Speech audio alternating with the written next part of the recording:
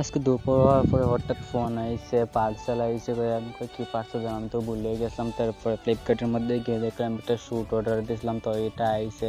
আর মানে ফ্লিপকার্টে তো টাইম টু টাইম মানে যে ডেটে দেয় এই ডেটে ইয়ে পরে, আর আমি তো ভুলেই গেছিলাম যে পার্সেল আইব কই আজকে, আমার একদম মনে নাই।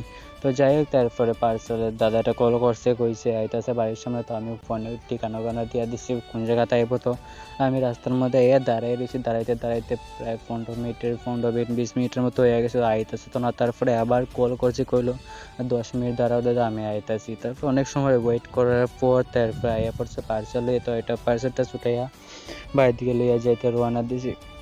কাপড় আনছিলাম, কটন কাপড়ের স্যুট আনছিলাম, কারণ আমার কটন কাপড়ের স্যুট পরতে খুবই ভালো লাগে। জিন্স কাপড়ের স্যুট ভালো লাগে, কিন্তু মানে এত গরম লাগে আর একদম টাইট লাগে, আমার ভালো লাগে না। আমার অল্প কমফোর্টেবল ড্রেস পরতে ভালো লাগে।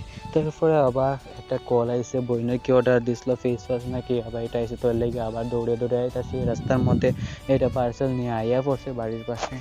এই লেগে আমি তাড়াতাড়ি যাইতেছি। তারপরে আইসি রাস্তার মধ্যে অনেক পর দিকে আইয়া পড়ছে। তারপরে পার্সেলটা নিয়ে বাইরের দিকে আইতেছি। এটার মধ্যে কী জানি কী কিতাবে দেখে ফেস ওয়াশ আইতে, ফেস ওয়াশটি এত রেট, মা গোমা, আমি তো দেখে অবাক হয়ে গেছি। তো যাই হোক, কিছু করে নাই, তাই আনতো তো আনছে, ভালো কথা। আমিও ড্রেস আনছে, তো তাই তো কিছু আনতো, এলে তাইও আনলো। কিন্তু তারপরে বাড়িতে এলাম, আমার পরে এটা খুলিয়া দেখতেছি, তার মধ্যে এত প্যাকিং করা দিছে, মানে কি তোমার এত সেলোটিপ লাগাইছে, টানতে খুলতে পারতেছি না। এক হাত দিয়ে মোবাইল ধরছে আর এক হাত দিয়ে খুলতেছে, মানে এরকম তো খোলাই যায় না। এক হাত দিয়ে পরে কী করবো, ওদিকে মোবাইলটা রাখছি, মোবাইলটা রাখতে এমন টান দিয়ে সিরিয়াল এসে পুরো একদম বক্স সিরিয়াল। তারপর কি এটা মানে কি এটা কয় এটারে, ও এটা সানস্ক্রিন কয়, মানে রোদে যাইবার সময় এটা লেগে গেলে মুখের মধ্যে কোনো দাগ টাগ পড়ে না এটা।